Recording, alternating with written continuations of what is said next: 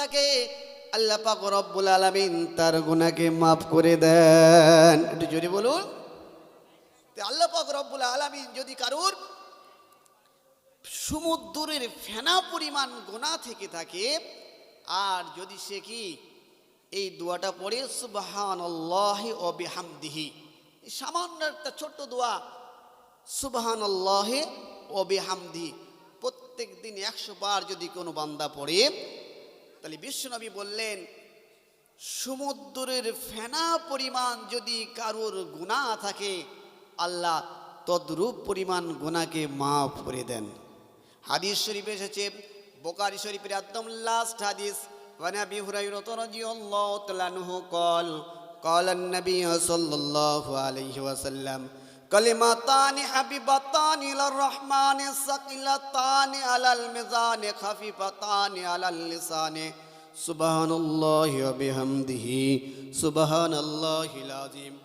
বিশ্বনবী সাল্লাল্লাহু আলাইহি ওয়াসাল্লামের সাহাবী বর্ণনা করেন, শুআর নবী সোনার জবানে ঘোষণা করেছেন কালিমাতান, দুটি এমন শব্দ রয়েছে, এমন বাক্য রয়েছে, হাবিবাতান ইলার রহমান, আল্লাহর কাছে অতি প্রিয়, আল্লাহ অতি ভালোবাসেন। বুখারীর একদম লাস্ট হাদিস এটা। বুখারীর প্রথম হাদিস ইন্নামা আমালু বিন্নিয়াত, আমরা উমরের বর্ণিত, কিন্তু বুখারীর একদম লাস্ট হাদিস এটা। বিশ্বনবী সাল্লাল্লাহু আলাইহি সাল্লাম বলছেন কালিমাতান, দুটি এমন শব্দ রয়েছে, হাবিবাতান ইলার রহমান, যা আল্লাহর কাছে অতি প্রিয়, আল্লাহ অতি ভালোবাসেন, আল্লাহ অতি পছন্দ করেন। সাকিলাতান আলাল মিজান, আল্লাহর মিজানের পাল্লায় এই শব্দ দুটো, এই বাক্য দুটো অতি ভারী হবে। সাকিলাতান আলাল মিজান, আল্লাহর মিজানের পাল্লায় এই শব্দ দুটো অতি ভারী হবে। খাফিফাতান আলাল লিসান, কিন্তু জবানে বলতে অতি সহজ, জবানে বলতে অতি সহজ। সুবহানাল্লাহি ওয়া বিহামদিহি সুবহানাল্লাহিল আযীম। যে আগের হাদিসটা বলেছি তাদের রয়েছে সুবহানাল্লাহি ওয়া বিহামদিহি, এটা মুসলিমেও আছে হাদিসটা, বুখারীতেও আছে এবং তিরমিজিও এটা বর্ণনা করেছেন। সুবহানাল্লাহি ওয়া বিহামদিহি এই পর্যন্ত পড়লে তার সমুদ্রের ফেনা পরিমাণ যদি গুনাহ থাকে আল্লাহ ক্ষমা করে দেবেন।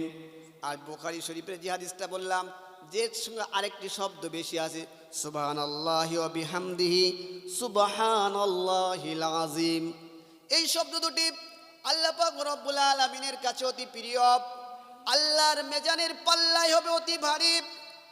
আর কি মানুষের জবানে বলতে লাগে অতি সহজ, সুবহানাল্লাহি ওয়া বিহামদিহি সুবহানাল্লাহিল আযীম। আমরা দুনিয়ার শত কাজ করি, দুনিয়ার অনেক সম্পদ সঞ্চয় করি, একটা সময় আমরা সকলেই চলে যাব, দুনিয়ার সম্পদ আমাদের সঙ্গে হবে না। আমরা চলে যাওয়ার পরে আমাদের ফ্যামিলির মানুষ, আমাদের পরিবারের মানুষ, আমাদের জীবন সঙ্গিনী, যার সম্পর্কে আল্লাহ বলেছেন খালাকনাকুম আজওয়াজা, আমি আল্লাহ তোমাদেরকে জোড়া জোড়া বানিয়েছি। আমাদের পার্টনার, লাইফ পার্টনার, সেও একদিন, দুদিন, 3 দিন শোক পালন করবে, 3 মাস, 4 মাস, 10 দিন পরে সেও তার পৃথিবীর 8-10 জনের মতো সময় ব্যয় করে দেবে, পৃথিবীর সকলের সঙ্গে স্বাভাবিক হয়ে যাবে। পৃথিবীর ধন সম্পদ, আত্মীয় পরিজন কেউ আমাদের সঙ্গী হবে না, একমাত্র আমাদের সঙ্গী হবে নেক আমল, যেটুকু আপনি নিজের জন্য করেছেন। আপনাদের কাছে একটা মেসেজ দিতে চাই, এই সংক্ষিপ্ত সময়ে আপনার জীবনের 40 বছর কাটিয়েছেন, 50 বছর, কেউ 60 বছর, কেউ 20 বছর। আমাদের মতো অনেক মানুষ এই কবরস্থানে শুয়ে আছে, সমবয়স্ক মানুষ, আমাদের থেকে অনেক ছোট বয়সের মানুষ কবরস্থানে শুয়ে আছে। এট দ্য টাইম যদি আমাদের সাডেনলি মৃত্যু হয়ে যায়, জানেন তুরস্ক, সিরিয়ার কি অবস্থা, মাত্র 40 মিনিট ভূমিকম্প হয়েছে, 40 মিনিট ভূমিকম্প কয়েক হাজারে মানুষ গৃহবন্দী হয়ে গেছে, ঘর চাপা পড়ে মারা গেছে। জানি না কার কখন সময় এসে যায়, সামান্য 40 সেকেন্ড সময়ের জন্য যদি এত মানুষ মারা যায়, তাহলে আমি আপনি কখন যে চলে যাব কেউ বলতে পারে না। কেন হাদিস শরীফ এসেছে, বিশ্বনবী সাল্লাল্লাহু আলাইহি ওয়াসাল্লাম বলেছেন, ওয়া নবী হুরায়রা রাদিয়াল্লাহু তাআলা আনহু বাদিরু বিআমালি ফিতানান কাকিতাল লাইলি মুসলিম ইসবিরু রাজুল মুমিনান ওয়া ইয়ামসু কাফির ওয়া ইয়ামসু মুমিন ইসবিউ কাফির ইয়াবিউদ্দিন আরদুম মিনাদ দুনিয়া রাহুল মুসলিম সহিহ মুসলিমের 213 নম্বর হাদিস এটি। বিশ্বনবী সাল্লাল্লাহু আলাইহি সাল্লামের সাহাবী হযরতে আবু হুরায়রা রাদিয়াল্লাহু তাআলা আনহু বর্ণনা করেন, বাদিরু বিআমাল ফিতানান, ও আমার সাহাবারা, বাদিরু বিআমাল, তোমরা দ্রুত সৎ আমলের দিকে ধাবিত হও। কাকিতাল লাইলিল মুসলিমি, ঘন অন্ধকার রাত্রির ন্যায় ফিতনা আসার আগে তোমরা দ্রুত সৎ আমলের দিকে ধাবিত হও। বিশ্বনবী সাল্লাল্লাহু আলাইহি সাল্লাম ফিতনা শব্দের ডিকশনারিগত মানে যদি আমরা দেখি, পরীক্ষা, ধোঁয়াশা, সঠিক নির্ণয় না করতে পারা, এরকম একাধিক অর্থ দেয়। তো রাসূল পাক সাল্লাল্লাহু আলাইহি সাল্লাম বললেন, বাদিরু বিআমাল, তোমরা দ্রুত সৎ আমলের দিকে ধাবিত হও। কাকিতাল লাইলিল মুসলিম, ঘন অন্ধকার, ঘুটঘুটে অন্ধকারের ন্যায় ফিতনা আসার আগে তোমরা দ্রুত সৎ আমলের দিকে ধাবিত হও। রসুল তারপরে বললেন, ইসবি রাজুল মুমিনান ওয়া ইয়ামসু কাফিরান, এমন একটা ফিতনা আসবে যে সময় কি মানুষ সন্ধ্যাবেলা ইমানদার থাকবে, সকালবেলা বেঈমান হয়ে যাবে, সকালবেলা ইমানদার থাকবে, সন্ধ্যাবেলা বেঈমান হয়ে যাবে। ইয়াবিউদ্দিন আর দুমিনাদ দুনিয়া, বিশ্বনবী সোনার জবানে বললেন, সেই জবানায় কি করবে মানুষ? ইয়াবিউ, তারা বিক্রি করে দেবে, দিনা, ধর্মটাকে, বিয়ারদি দুনিয়া, সামান্য দুনিয়ার পরিবর্তে ধর্মটাকে তারা বিক্রয় করে দেবে।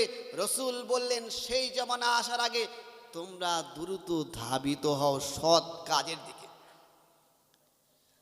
তাহলে আমি আপনাদের কাছে একটাই কথা বলবো, যে এই যে বয়স হলো আমাদের, এখনই যদি সাডেনলি ভূমিকম্প, জলোচ্ছ্বাস, সুনামি, একে এই ধরনের ভূমিকম্প বা এই ধরনের মানে প্রাকৃতিক বিপর্যয় যে আল্লাহ পাক রব্বুল আলামিন সময়ে সময়ে পাঠান, আল্লাহ পাক সে সম্পর্কে বলেছেন, জাহারাল ফাসাদে ফিল বাররি ওয়াল বাহরি বিমা কাসাবাত আইদিন নাস, জলে স্থলভাগে যা কিছু বিপর্যয় ঘটে সব কি মানুষের দুই হাতে অর্জিত কর্মের ফল। তাহলে আমাদের কর্মের ফলের কারণে এই প্রাকৃতিক বিপর্যয় ঘটে। এই বিপর্যয় আসলে কত মানুষ কখন কে মারা যাবে কেউ বলতে পারে না। আমি আপনি আমাদের জন্য কি সম্পদ সঞ্চয় করেছি। এক্ষুনি যদি আমি এরকম সুনামি বা ভূমিকম্পের কবলে আমি ইন্তেকাল করি সাডেনলি, তাহলে আমার জন্য আমি কি নেক আমল করেছি। আমি আপনাদের একটাই মেসেজ দেবো সময় সংক্ষেপ, যে আমি আপনি যা দুনিয়ার যাই কাজ করি না কেন, দিনের একটা সময় যে কথা আল্লাহ বললেন, তাফাররাকুল ইবাদাত, হে বান্দা আমার ইবাদতের জন্য একটা সময় ব্যয় করো। তাহলে আমি আপনি দুনিয়ার 24 ঘন্টা সময় সকলকে দিচ্ছি, কিন্তু আমার জন্য, আমার আল্লাহর ইবাদত করার জন্য আমি কতটা সময় সঞ্চয় রেখেছি। ন্যূনতম একটা সময় আমরা আমাদের ইবাদতের জন্য কি ব্যয় করব, তাহলে আমাদের এহ জগৎ এবং পরজগতে কি কল্যাণ হবে। আল্লাহ পাক রব্বুল আলামিন আমরা যা শুনলাম তার থেকে বেশি বেশি আমল করার তৌফিক দান করুন। আল্লাহুম্মা, আমি দোষী পূর্ণ, আল্লাহুম্মা সাল্লি আলা। মাশাআল্লাহ, আলোচনা করছিলেন মাওলানা জামিরুল হুদা সাহেব। এখন আপনাদিগের কাছে খুবই সংক্ষিপ্ত পরিসরে আলোচনা রাখছেন আঞ্জুমানে ওয়াইজিনের সদস্য মাওলানা মারুফুল ইসলাম সাহেব।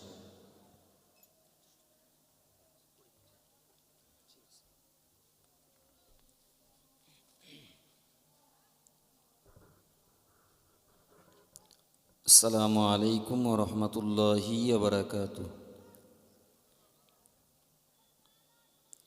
নাহমাদুহু ওয়া নাস্তাঈনুহু ওয়া নাস্তাগফিরুহু ওয়া নু'মিনু বিহি ওয়া নাতাওয়াক্কালু আলাইহি ওয়া নাউযু বিল্লাহি মিন শুরুরি আনফুসিনা ওয়া মিন সাইয়্যাতি আমালিনা।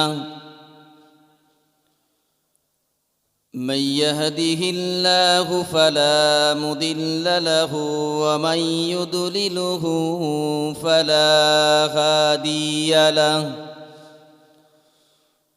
ونشهد أن لا إله إلا الله وحده لا شريك له.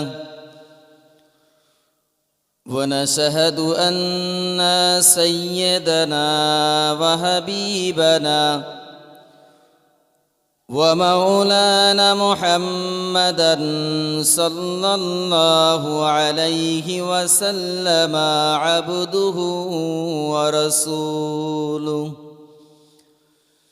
فأعوذ بالله من الشيطان الرجيم بسم الله الرحمن الرحيم إن الله وملائكته يصلون على النبي يا أيها الذين آمنوا صلوا عليه وسلموا تسليما اللهم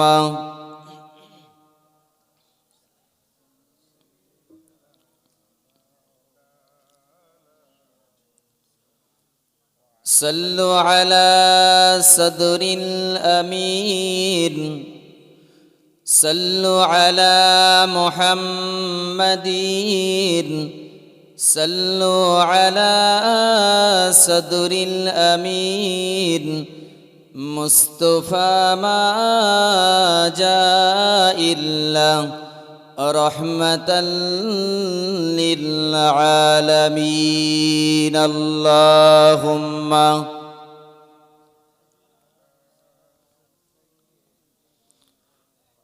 وعلى آل سيدنا أما بعد فأعوذ بالله من الشيطان الرجيم بسم الله الرحمن الرحيم إن أكرمكم عند الله يتقاكم وقال النبي صلى الله عليه وسلم من نفس عن مسلم نفس الله من الدنيا نفس الله من الدنيا نفس الله عنه من كربتي يوم القيامة إلى آخر الحديث সম্মানিত জামিয়া রহমানিয়ার হৃৎপিণ্ড তথা মহামান্য মুফতি সাহেব হুজুর কেবলা তৎসহ জামিয়া রহমানিয়ার আসাতেজায়ে কেরাম এবং স্টেজে উপবিষ্ট একগুচ্ছ আঞ্জুমানে ওয়াইজিনে ওলামায়ে কেরাম তৎসহ বিভিন্ন বয়সের শ্রোতামণ্ডলী, সম্মানিত উপস্থিতি, পবিত্র শানদার ইসালে সওয়াব মাহফিল মহান আল্লাহর অশেষ মেহেরবানি, তিনি আমাদেরকে এই পবিত্র মাহফিলে আসার, বসার, শোনার, বলার সুযোগ করে দিয়েছেন। সকলেই সম্মিলিতভাবে বলি আলহামদুলিল্লাহ। মহান আল্লাহ যদি আজকের এই দিনটাতে কোনো দুর্যোগ দিয়ে, কোনো শারীরিক রোগ দিয়ে, কোনো সময়ের ব্যস্ততায়, কাজের যানজটে পড়ে যদি আমাদেরকে সুযোগ না দিতেন, আমরা কিন্তু এখানটাতে আসার এবং বসার সুযোগ পেতাম না। সুতরাং তারই দরবারে শুকরিয়া জ্ঞাপন করে আবারও একবার বলি আলহামদুলিল্লাহ। মহান আল্লাহ কোরআনে জানিয়েছেন সূরাতুল হুজরাত, আল্লাহ পাক বললেন, ইন্না আকরামাকুম ইনদাল্লাহি আতকাকুম, নিশ্চিত যারা আমি আল্লাহ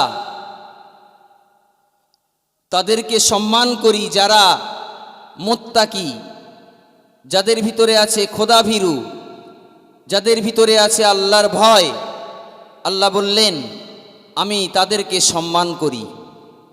সুতরাং তিনি পরেজগার যারা, তাদেরকে নিজেই সম্মানের ঘোষণা দিয়েছেন কোরআনে।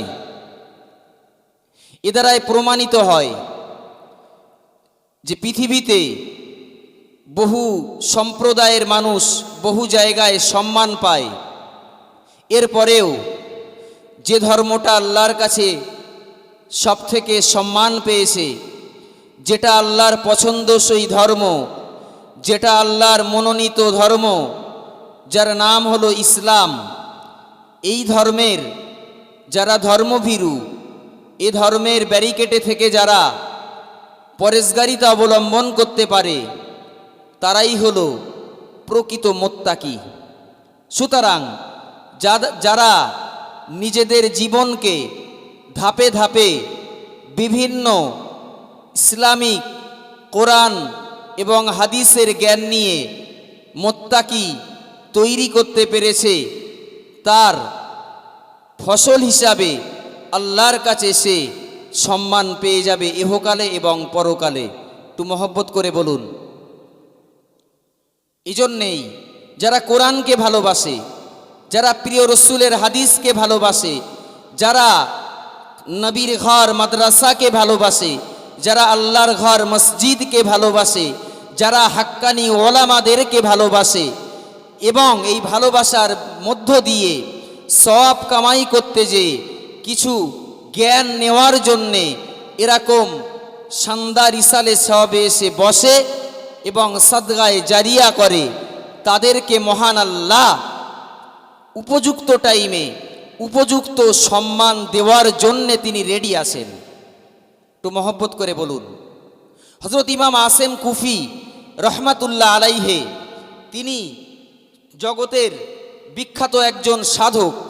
তো তিনি একটা পিরিয়ডে মসজিদে নবাবিতে বসে বসে তিনি একাধারে 70 বছর সকাল সন্ধ্যা তিনি কোরআন তেলাওয়াত করেছিলেন।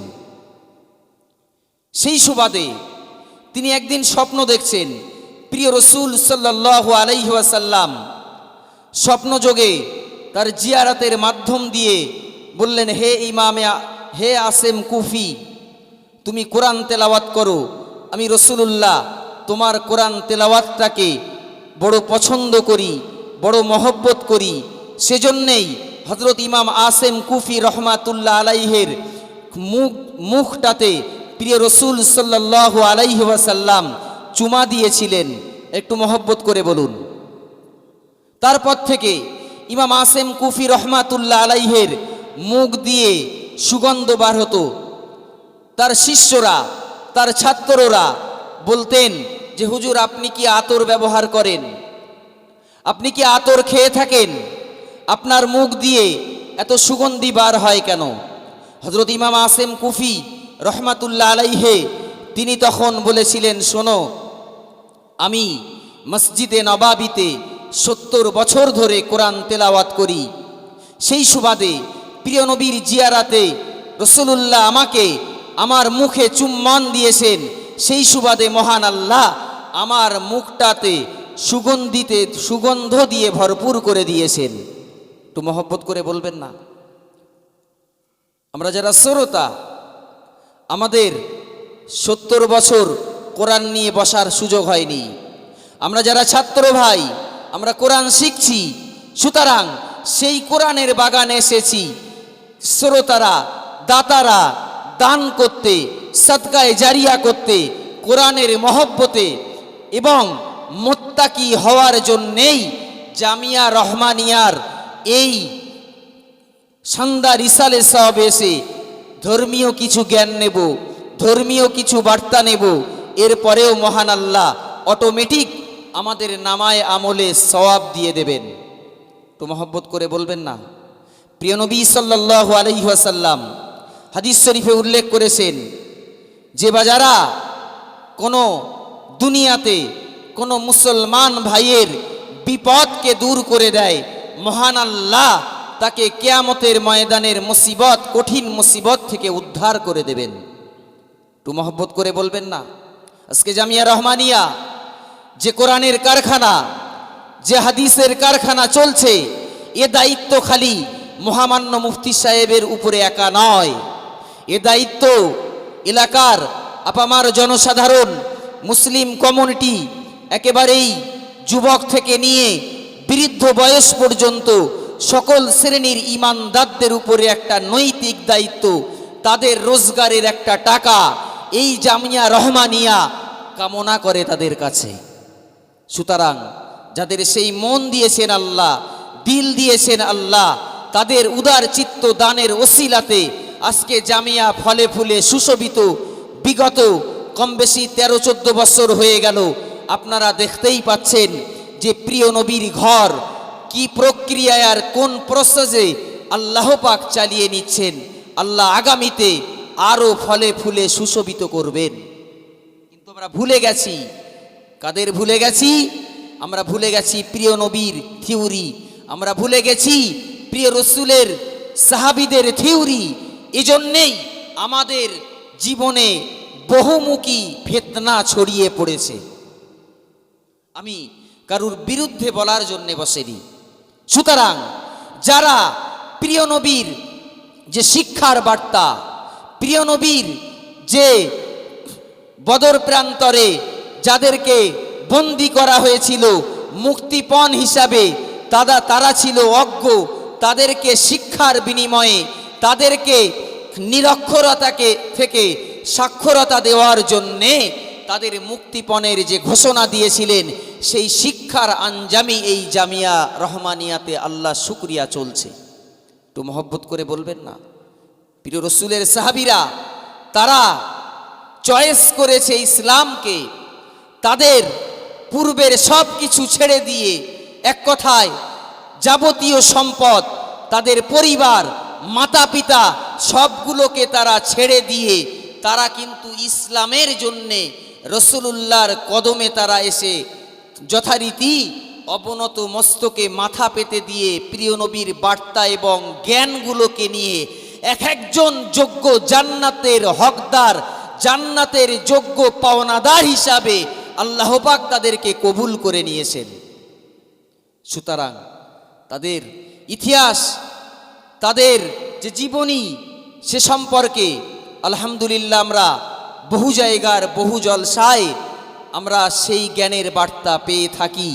সুতরাং সাহাবীদের জীবন চরিত্র, প্রিয় নবীর যে দেখানো থিওরি, সেগুলোকে ভুলে যে আজকে সমাজের মাঝে যে টানাপোড়েন চলছে, এটা কিন্তু ভাববেন যে সংগঠন যে সমাজকে এগিয়ে নিয়ে যেতে চায়, যে জামিয়া রহমানিয়ার হৃৎপিণ্ড তথা তারই নেতৃত্বে মুজাহিদে মিল্লাত মুফতি আব্দুল মাতিন সাহেবের প্রচেষ্টায় আজকের এই 38,000 বাচ্চা, তারা কোরআনের আলো নিয়ে তাদেরকে কোরআনের ট্রেনিং দেওয়া হচ্ছে রীতিমতো।